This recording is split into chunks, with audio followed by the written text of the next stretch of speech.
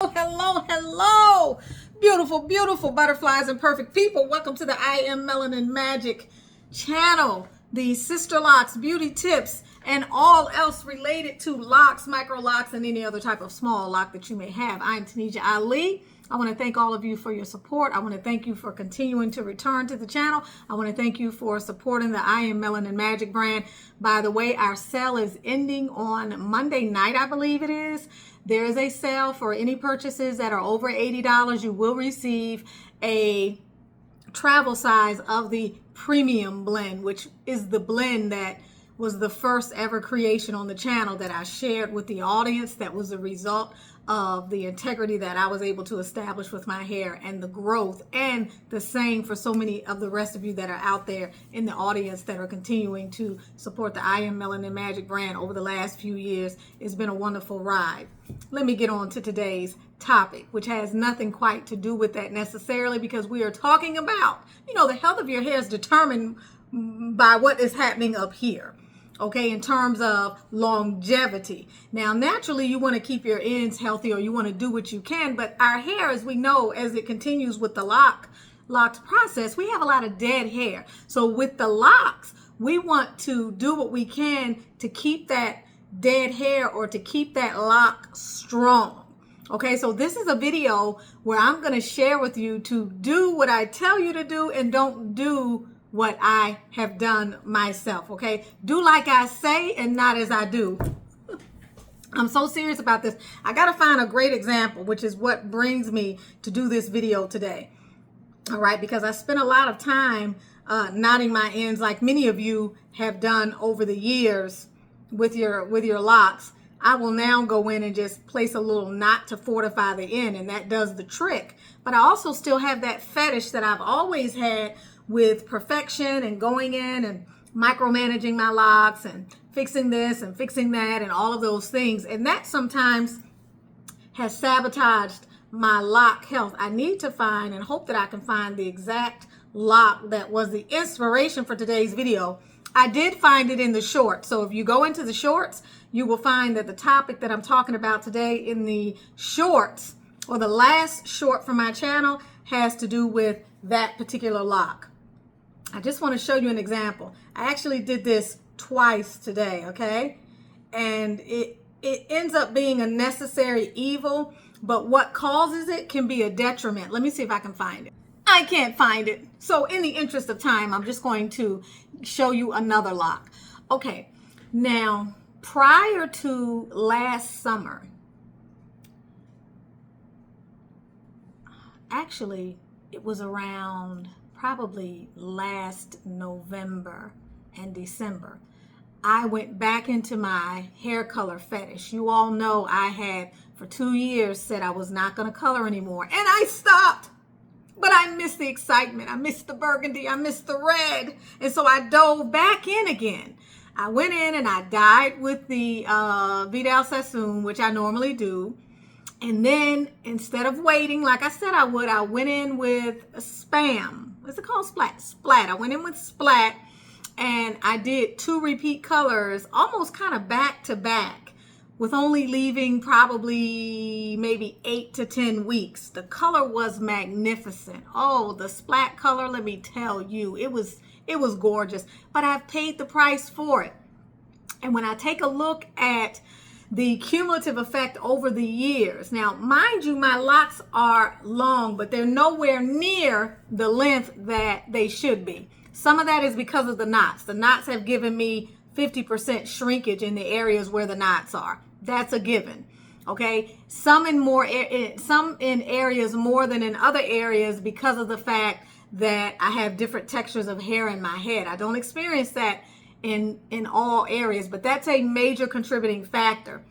But technically my hair should be in the middle of my butt right now, especially when I go back and look at pictures from just a couple of 3 years ago. But what happens is, as your hair continues to grow and grow and grow and grow, you have more dead hair trying to stay connected to the hair that is living, right? As you go further down the lock, you're going to experience more and more of that. Now, depending upon what your hair will do, because not everybody's hair is going to break like that.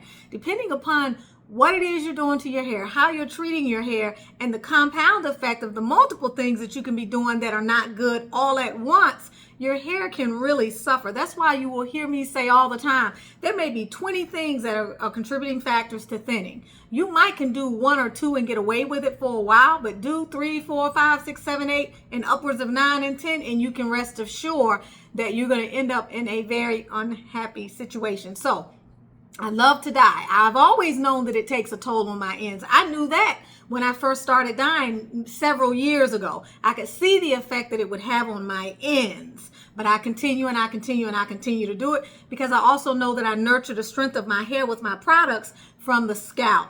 And so I also know that that buys me a certain level of guaranteed resilience. But I've also, from day one, or let's say day one after my hair began to set, I also have always opened my ends. Okay, I liked the curly cues on the ends that I had in the beginning. Now, this would normally be more curly, but the color changes the wave pattern, as you already know, and so it affects that too. But I say this to say that in the beginning, I would go in and open up my locks at the end. And I knew the risks that were associated with that. Some of my locks remained open on their own anyway, and they just refused to close in some instances. Some would lock up, and then I would go in and open them because I liked my locks to have the little curly cues. They'll call them the goddess locks, I think, right? We call them the goddess locks. So I love that. Nothing's going to stop me from doing that. I'm willing to pay the price. And for those of y'all who know me on the channel, I'm willing to go out on a limb with my locks for a lot of things to discover and to have a certain level of intimacy with my hair and to also see the evolution of my lock journey. That's why I'm never afraid to try different things. I wasn't afraid to do the knots. I'm not afraid to delve into that and to invent my own way of doing them that works with me and to compare and contrast and then to go in and clean up some of the issues that I had heretofore. And many of you know what I'm talking about. I'm never afraid to do that because I've had my hands in my hair since my install. Very early in my journey, I was going through and taking out my locks, certain areas of my locks where they might have been bulging or where they may have been doing this and that. That's me. Don't do that. The average person should not be doing that if you want to exercise patience with the journey and you want the highest outcome. I'm Tanisha Ali, and that's a habit that I've always had. I always veer from the path. I'm always that sort of maverick. I'm always that person that kind of lays outside of the bell curve, and I'm okay with that. I'm just created the way I'm created. So I go in and I open the ends. Opening the ends or keeping the ends open is going to weaken the lock anyway. On top of the color, I have the compound effect of 2 very powerful practices that impact the integrity of my lock. All right. We're talking about only the length of the lock. We're not talking about anything that's going on up in here. That's a whole nother topic. And so this is just an example of a lock that I placed a knot in on the end to reinforce it so as to connect it and to connect it to the other part of the lock that was stronger in order to give it the necessary integrity that it needs, okay? This will give me time to observe and to see what happens. And over the many, many, many months that I've done this, I've probably been doing this for a long time, that seems to be having the expected outcome. In other words, I'm not feeling that I'm incurring some type of negative backlash from doing that. But the video here today is just to remind you that while you may do 1 or 2 things that you can probably get away with for a while with your hair, maybe it's not wearing a satin cap, maybe it's getting frequent retightenings, but they're very tender and they don't cause your hair soreness. When you do or allow yourself to participate in practices that exceed that one thing that you may be doing, and it happens to be something else that is a high risk practice like coloring and keeping the ends open, when coloring in and of itself will help to unravel the ends, you're going to have a cumulative effect of some damage to your lock. Now, can the locks recover? Yeah, they're going to recover, and I'm going to see to it that they recover, but it's going to require a lot more attention to my locks, and there is just a death toll that I'm going to have to sustain in the process. So if you're someone that colors your locks, do know that it will weaken your locks over time. Now, sometimes people will say over-the-counter products are more damaging than the salon products that a salon or loctician, a salon specialist or a loctician may put in your hair. I think it has a lot to do with the kind of hair you have, the state that your hair is in, your curl pattern, and other practices that you may be involved in with your hair that mitigate to create different variables for everyone. So you have to look at what works for you. I already know if I tried to bleach my locks, they would come out like this, like bar none. I don't need to see them all fall out from the roots to know that that is what would likely happen to my hair. So I have chosen to just do color like I did my entire life, which was to get that over-the-counter stuff. But I switched over to Vidal Sassoon because that was a lot more gentle on my hair. And I have to say, Splat, although it's the most beautiful color in the world, y'all. I feel like an addict. Splat, even though it is semi-permanent, and shout out to Felita, because Felita, I remember you tried Splat during the time I did the video, and I was encouraging you all till I was going to see, and I was going to wait, and see what happened. I didn't wait, and I don't think you waited either.